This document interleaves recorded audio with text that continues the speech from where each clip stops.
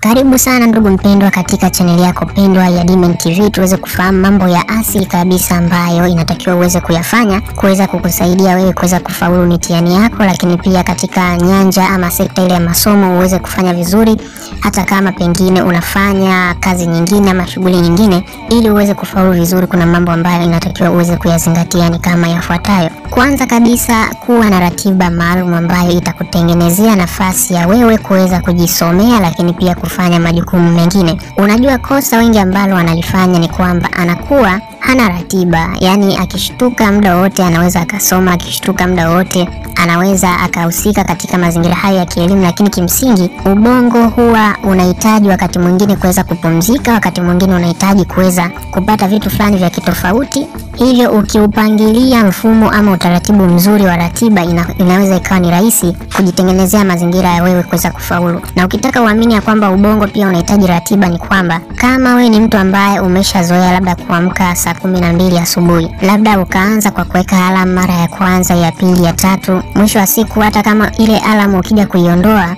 ubongo wako wenyewe utakuwa umeshashika, ama tunasema utakuwa umeshajitune automatic. Kwa hiyo unashangaa tu ukifika ule muda wewe mwenyewe utashtuka, utaamka. Kwa hiyo sio paka tena uweze kutegemea ile alarm ambayo umeiweka kwenye simu au kwenye saa ama kwenye kitu fulani. Kwa hiyo ukitengeneza mazingira mazuri ya ratiba, ikawa inakupa labda masaa kadhaa nitasoma na masaa mazuri ya kuweza kujisomea yasizidi lisali moja. Yani hakikisha ratiba yako unaipanga katika mfumo ambao kujisomea kwako wewe binafsi kuweza kupitia ndani ya lisali moja tu linatosha, lakini kwa siku basi angalau weka ratiba yako kwenye swala kujisomea angalau iwe hata ni mara 3 mara 4, na hapo unakuwa ukipitia vile vitu ambavyo kimsingi pengine unahisi hujavielewa sana ama vinakutatiza kwa namna moja ama nyingine. Kwa hiyo unaweza ukavifanyia marudio ama kutafuta watu ambao pengine wanaweza wakuelekeze. Usirudie vile vitu ambavyo unavielewa ama tayari umekwisha vikamata katika akili yako, vitakupotezea muda, lakini pia ratiba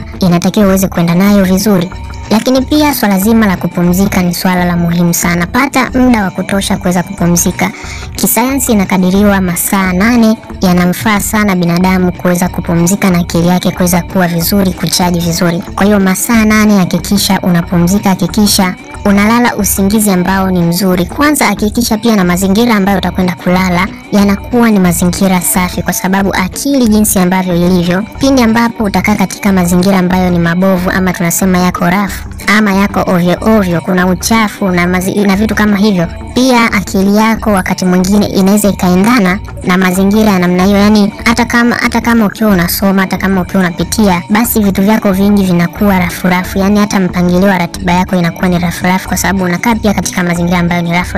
Wewe angalia watu ambao wanakuwa ni smart, ama tunasema watu ambao ukiingia katika mazingira yao kupumzika yanakuwa yako vizuri, ni kwamba hawa watu wanakuwa pia hata wakizingatia vizuri hata ratiba zao nyingine za kimasomo, za kielimu na vitu vingine ambavyo kimsingi inatakiwa viweze kufanyika katika mfumo wa maisha. Lakini ukiwa mazingira yako tu yako rafu ama huyazingatii, tambua kwamba hata vitu vyako vingi utavifanya kwa rafu. Yani utakuwa hauna muda maalum wa kusema huu nijisomee, wa kusema huu nifanye kitu fulani. Yani wewe popote pale kambi. Mfano mzuri labda tuseme kwa mtu ambaye amechanganyikiwa ama ni kichaa, mazingira yake mengi yanakuwa ni yale ambayo ni machafu ama tunasema muda mwingi yanakuwa sio smart. Kwa hiyo na akili yake inajituni ama inaendana na yale mazingira.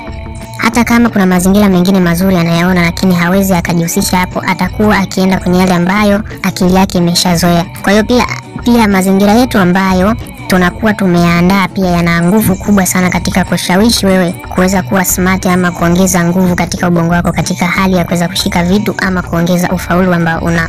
Lakini pia swala zima la kupata muda wa wewe kuweza kufanya vitu kama vile mazoezi ama tunasema pumziko ambalo ni la kawaida ama tunasema break, ni jambo la msingi na la muhimu sana. Kumbuka hata kama unasoma, hata kama kuna ratiba ambayo umeiandaa kuweza kujisomea wewe mwenyewe, ili uweze kuwa na akili ambayo itakuwa na mpangilio mzuri, ama tunasema utafanya vitu ambavyo vitakuwezesha wewe kuweza kufaulu vizuri zaidi na akili yako kuwa na uchaji zaidi, ni kwamba kuna wakati inatakiwa uweze kuwa na pumziko, ama tunasema uweze kupumzika. Badilisha mazingira, nenda katembelee sehemu fulani ambayo labda kuna uoto wa asili kijani, nenda katulie labda mazingira fulani ambayo unaweza ukakaa peke yako kwa muda kidogo ukatafakari kuhusiana na vitu fulani.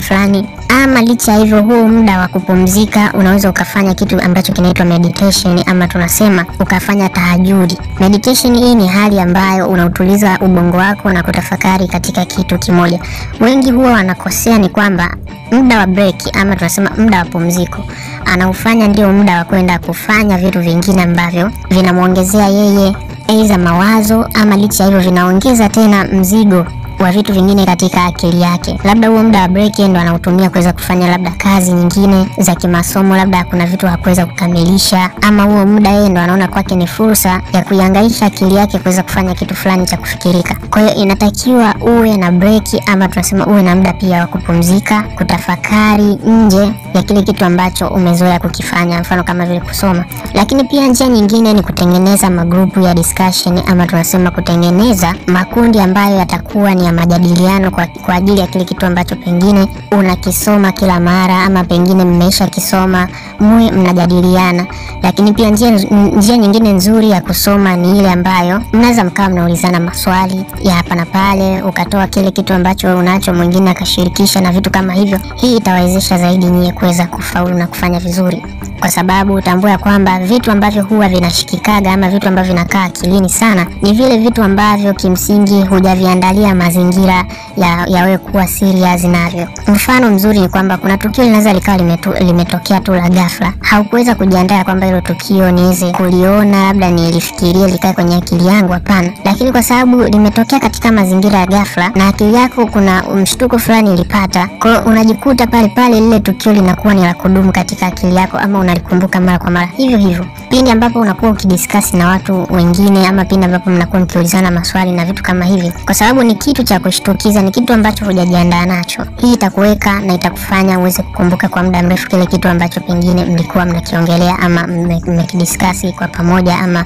mmejadiliana kwa pamoja. Lakini pia hakikisha unafanya vitu ambavyo ni vya msingi kama vile kuandika labda matini ama notes. Hakikisha unakuwa na notes zote ambazo zinahusika na mazingira hayo ya kielimu. Mfano kama ni somo fulani, hakikisha unakuwa na notes zote. Hakikisha haukwami katika mazingira ya namna hii, kwa sababu ukisha kosa matini ya kuweza kujisomea ama notes ama vile vitu vya muhimu ambavyo pengine utakuwa umeviweka sehemu, hii itakufanya hata maandalizi yako ya kujisomea kuweza kuwa magumu zaidi, ama tunasema kupata ugumu mkubwa sana pindi ambapo unakwenda kujisomea wewe mwenyewe, kwa sababu utakuwa ukihangaisha tena akili yako kufikiria kwamba ni wapi ninapata matini ama notes za kuweza kujisomea. Kwa hiyo unaweza ukashangaa akili yako umeshaipa mzigo mwingine wa kuweza kufikiria ni wapi utapata notes. Huo muda wote ambao umefikiria hicho kitu kikawa tayari kimekula sehemu ya nguvu ya ubongo wako ambao ilitakiwa uweze kutumia katika kuanzia kujisomea wewe mwenyewe ama kujiandaa na kile kitu ambacho pengine unakwenda kujifunza. Lakini pia penda kwenda na muda, ama tunasema penda kukimbizana na muda. Pindi ambapo labda utakuwa umepewa kazi muda fulani iwe tayari, basi hakikisha ndani ya muda umeimaliza, kwa sababu ukipitiliza hapo labda kuna adhabu nyingine ambazo zinaweza zikawepo.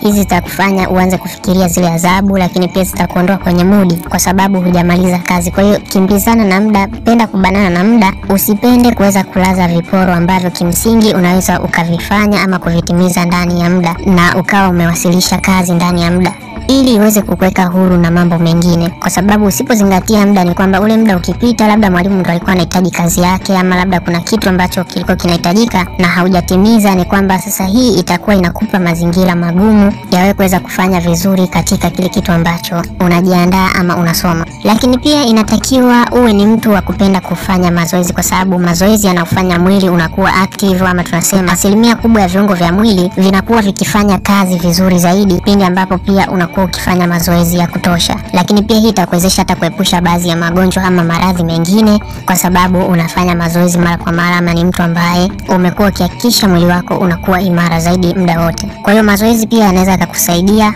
kushtua mwili na kufanya mwili uweze kuwa mchangamfu. Hata kama unakwenda kusoma ama kufanya kitu fulani kinachohusiana na mazingira haya ya masomo, basi ukawe huru zaidi na kujiamini zaidi kunaongezeka. Lakini pia kama ni mtu ambaye unasoma na unahitaji kuweza kufaulu ama kufanya vizuri zaidi katika mfumo wa kielimu, ama labda mfumo fulani ambao pengine unajifunza kitu ili uweze kufanya kitu kwa ubora, hakikisha unajiepusha na mazingira ya msongo wa mawazo ama stress. Inaweza ikawa labda pengine kwa kuacha kabisa kujihusisha na mazingira ya kimahusiano, kwa sababu asilimia kubwa ya mahusiano mengi huwa yanaleta stress.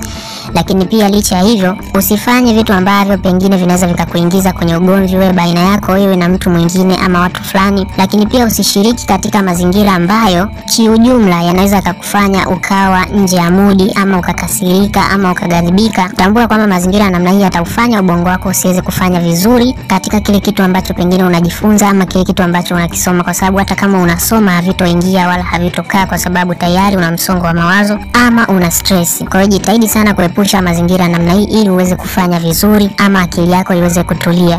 Lakini pia swala lingine la msingi, hakikisha unavaa mavazi ambayo kimsingi yatakuweka wewe kuwa huru dhidi ya mazingira fulani. Asilimia kubwa wengi wamekuwa wakishindwa kuweza kufanya vizuri pia katika masomo, kwa sababu pia mavazi ambayo unakuwa umevaa, kuna wakati kama yamekubana sana, kuna wakati labda kunaweza kukaa kuna joto sana, hii ikakufanya ushindwe kuweza kupumua vizuri ama kushindwa kuweza kujisikia huru. Lakini licha hivyo, kuna aina ya mikao fulani inaweza ikakunyima wewe kuweza kuwa huru, ukajikuta unaanza kukaa kwa kujibana ama kwa kujitesa, na huku inatakiwa uweze kuwa makini na kile kitu ambacho pengine mwalimu anakifundisha ama mtu fulani anakuelekeza. Kwa hiyo inatakiwa uweze kuwa makini zaidi hata na mazingira ya mavazi yako. Unapokwenda kujifunza ama kusoma, vaa kitu ambacho kitakufanya wewe kuweza kuwa huru, sio cha kujibanabana ama kukufanya kuweza kutoka nje ya kile kitu ambacho unakuwa unajifunza kwa sababu ya kubanwa labda mwili ama labda mavazi ambayo umevaa yanakuwa hayakupi uhuru. Kwa hiyo muda wote unakuwa tu unafikiria kwamba sasa hivi